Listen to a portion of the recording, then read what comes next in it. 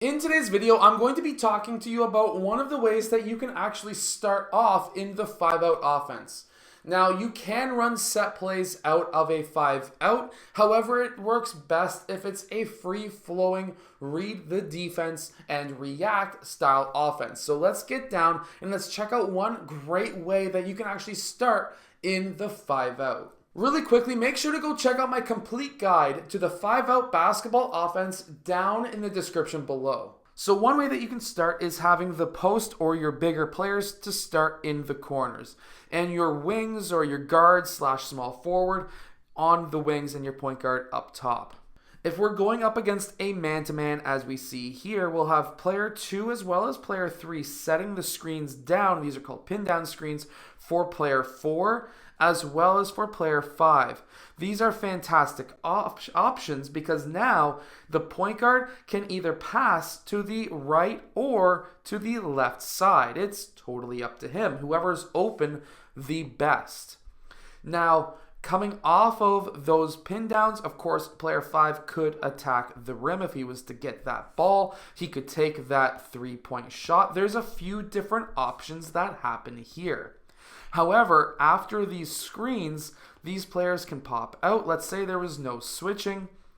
After player 1 passes to player 5, if player 5 didn't attack the rim, we can have player 1 then cut to the rim, and he could be potentially open for the layup, or at least the pass. And at this point, it becomes a free-flowing offense. So now you can literally react to how the defense is basically playing.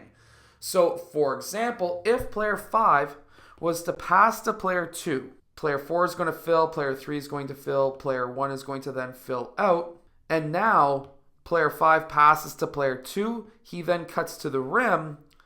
Now he could be wide open for that layup.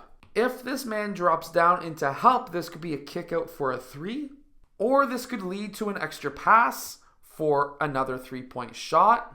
There's so many different options that you can have running the 5-out. Now, one major secret with running the 5-out offense is, of course, getting that ball moving. You cannot allow that ball to be stuck in one spot. Now, for me, with my younger U11 team, they're all 10 years old, is to get them to move the ball within every 2 to 3 seconds. And in practice, I'll actually be counting how long the ball is in their hands before they take a dribble to attack the rim or before they pass or shoot. You have 3 options in this offense. It's either to drive, shoot, or pass, and they need to be able to make that decision within 2 or 3 seconds. If they don't, now the defense is going to be allowed to set back up, and now you basically have to run your offense all over again just to get the defense to be out of position, because that is what you really want with the 5-out. With my U14s, I get mad at them if they hold the ball for more than a second. And at the pro or university level, I've gone to, and I've talked to, I know a lot of university coaches, I've talked to a lot of university coaches who run the 5-out offense, and when it comes down to it, they have a 0.5 rule, which is if you are holding that ball for or more than a half a second, you are not moving that ball fast enough. Before you catch that ball, you have to understand who's around you, what's happening, and where that ball needs to go. If you're coming off of a screen, you should be already in your peripheral vision, understanding what your man is doing, and to either attack that rim, take the 3, or to pass the ball, because with your peripheral vision, you should already know what other players are doing on the court. It's like driving a car. When you're driving a car, you're always looking in your blind spots. And that's what you have to do. I can be looking over here and understand that there's a ball coming to me over here, catch that ball, pass. I already see what's happening there. Using my peripheral vision, I can catch that ball, pass it. If I'm in the post, let's say I cut. If player 4 was to pass to player 5, and he was to cut to the rim, and let's say player 5 passed to player 2 and then passed into player 4. At that time, when they pass into the post, if player 4 looks over his shoulder, player 3 can then attack or cut to the rim and hopefully get that ball for the layup. This is a super simple option that you can run. And now we're running a very similar style to a triangle offense, looking over your shoulder once the ball is in the post for a 45 cut. And at that point, you've got yourself different options.